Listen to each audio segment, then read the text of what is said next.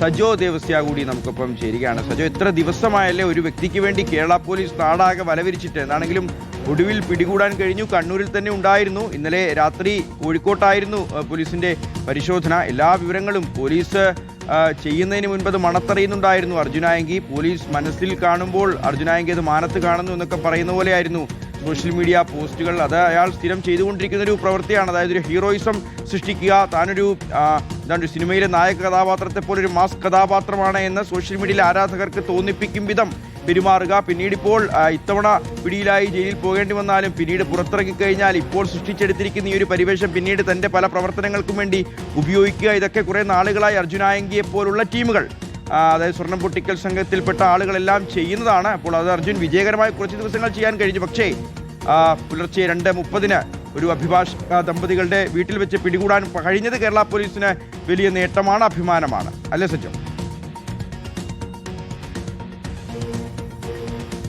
ഷിഹാസ്, തൽക്കാലത്തേക്ക് അർജുനായങ്കിയുടെ അംഗം അവസാനിപ്പിക്കാൻ കേരള പോലീസിന് കഴിയുന്നു എന്നതാണ് ഇതിൽ പ്രധാനമായും കാണേണ്ടത്.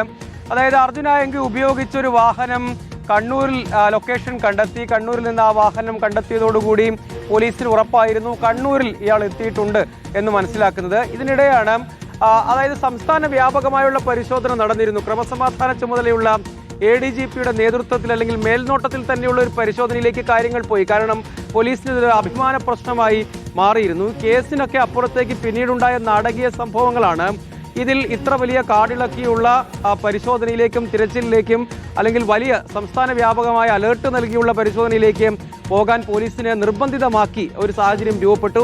അല്ലെങ്കിൽ അങ്ങനെ പോലീസിന് ഒരു അഭിമാന സംരക്ഷണത്തിന്റെ ഭാഗമായി അർജുനായങ്കിയെ പിടികൂടേണ്ട സാഹചര്യം രൂപപ്പെട്ടു എന്നതാണ്. അപ്പോൾ കണ്ണൂരിൽ തന്നെ എത്തി. വളപട്ടണത്ത് നിന്ന് ഈ വാഹനം സംബന്ധിച്ച് വിശദാംശങ്ങൾ ലഭ്യമാകുന്നപ്പോൾ കണ്ണൂരിൽ തന്നെ ഉണ്ടാകും എന്ന നിഗമനത്തിലേക്ക് എത്തി. കണ്ണൂർ അഴീക്കോട് കപ്പക്കടവ് സ്വദേശിയാണ് യഥാർത്ഥത്തിൽ അർജുനായങ്കി. കണ്ണൂർ കേന്ദ്രീകരിച്ചാണ് അർജുനായങ്കി പ്രവർത്തനമൊക്കെ മുൻകാലങ്ങളിൽ വിപുലപ്പെടുത്തിയത്. നേരത്തെ കൊടിസുനിയുടെ ഗ്യാങ്ങിൽ ഉൾപ്പെട്ട ആളാണ് താൻ എന്ന പ്രചരണമാണ്, എന്ന സന്ദേശം പുറത്തേക്ക് നൽകിയാണ് യഥാർത്ഥത്തിൽ അർജുനായങ്കി അങ്ങനെ ഒരു സാമ്രാജ്യം കെട്ടിപ്പടുത്തത്.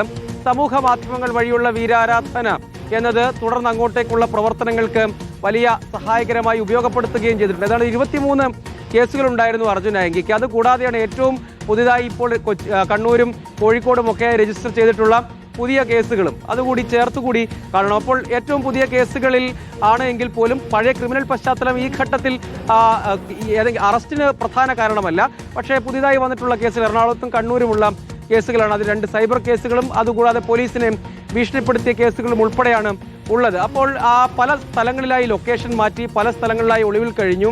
അതിന് സഹായം നൽകിയ ആളുകളെയൊക്കെ വ്യാപകമായി പോലീസ് പിടികൂടി. അങ്ങനെ വലിയ തോതിൽ കാടിളക്കിയുള്ള വലിയ പരിശോധനയിലേക്ക് പോലീസ് പോകേണ്ടി വന്നത് സമൂഹ മാധ്യമങ്ങൾ വഴിയുള്ള ഭീഷണിയാണ്. ആദ്യം കോതമംഗലത്തെ കേസിന്റെ ആധാരം തന്നെ ഒരു കല്യാണത്തിന്റെ ഭാഗമായി അവിടെ വന്നു എന്നാണ് അർജുനായങ്കി പറയുന്നത്.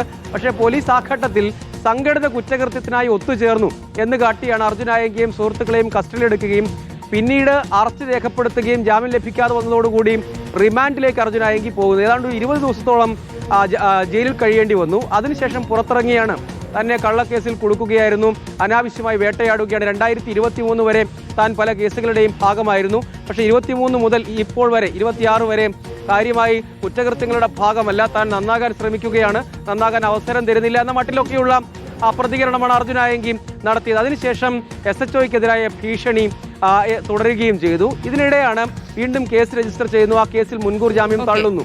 അതിനിടെ പിടിക്കാമെങ്കിൽ പിടിക്ക് എന്ന് കാട്ടി തുടർച്ചയായ വെല്ലുവിളികളും ഭീഷണിയും വെല്ലുവിളിച്ചുകൊണ്ടായിരുന്നു പോലീസിനുള്ള അർജുനായങ്കിയുടെ പോസ്റ്റുകൾ മൊത്തം നിറങ്ങിയിരുന്നത്, സോഷ്യൽ മീഡിയയിൽ അടക്കം നിറങ്ങിയിരുന്നത്. എന്തായാലും ഇപ്പോൾ ഒടുവിൽ പോലീസിനെ പിടികൂടാൻ സാധിച്ചു എന്നുള്ളത് തന്നെയാണ് അഭിമാനകരമായിട്ടുള്ള നേട്ടം പോലീസിനെ സംബന്ധിച്ചിടത്തോളം.